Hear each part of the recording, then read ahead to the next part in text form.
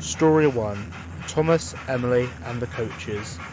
Based on Emily's New Coaches by Jen Page.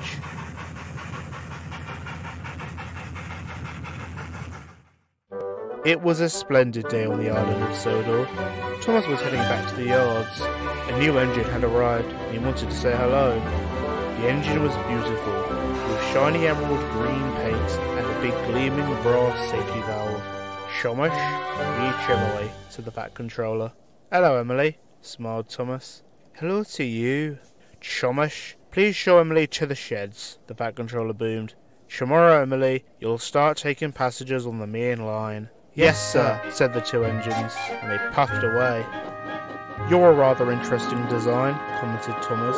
I've never seen an engine like you before. That's because I'm an old engine, chuckled Emily. I used to pull express trains from London to Edinburgh. When I was withdrawn, I was put away into storage. Now your Fat Controller has brought me to do mixed traffic work on the main line. Thomas was very impressed.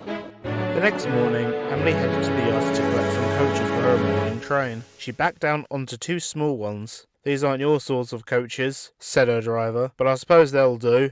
The coaches in question were Annie and Clarabelle, who felt most offended. How dare he say will do, they cried. Soon Emily was puffing down the open line. She was enjoying herself mostly, but Annie and Clarabelle were still cross.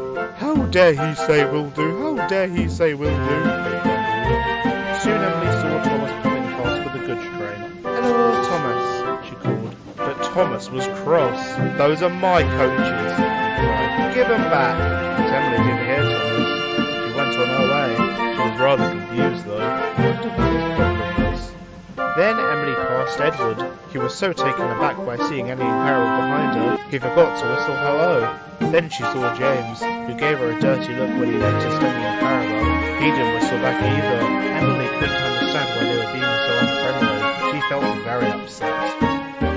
Later, Thomas returned to the yards. He spoke to the Fat Controller about Emily. He hoped Emily would be in trouble. However, I'm afraid you'll have to take other coaches, Porter dear. Other coaches, cried Thomas. But sir, really useful engines draw to you, said the Fat Controller. So Thomas didn't. He headed off to collect some other coaches. They were much older than Annie and Clarabelle and weren't as chatty. He tried to sing to them, but they didn't join in. Thomas felt very sad. He wanted Annie and Clarabelle back. Later, Emily returned to the carriage sidings. Henry was there collecting a train of trucks. Hello there, he smiled. Then he looked behind Emily's tender and noticed Annie and Clarabelle. What are you doing with Thomas's coaches? So that's why he was cross, exclaimed Emily. Thank you for telling me. I must go and apologise. And she hurried away. Emily searched all around the yards, even in the big station, but she couldn't find Thomas anywhere, so she decided to look down the loop line. Presently she approached a signal box, where the signalman flagged her down. Henry hasn't cleared the next signal box, he told Emily's driver. Please go see what's wrong. So Emily carefully headed down the line. Emily could see that Henry had broken down on a crossing that ran over Thomas's branch. Then Emily heard Thomas's whistle. Oh dear, she cried.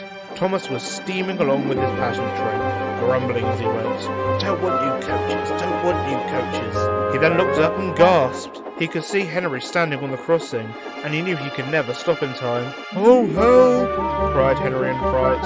Emily charged forwards towards Henry, and with a huge effort, she pushed him across the tracks and out of the way, just in time. Henry sighed in relief.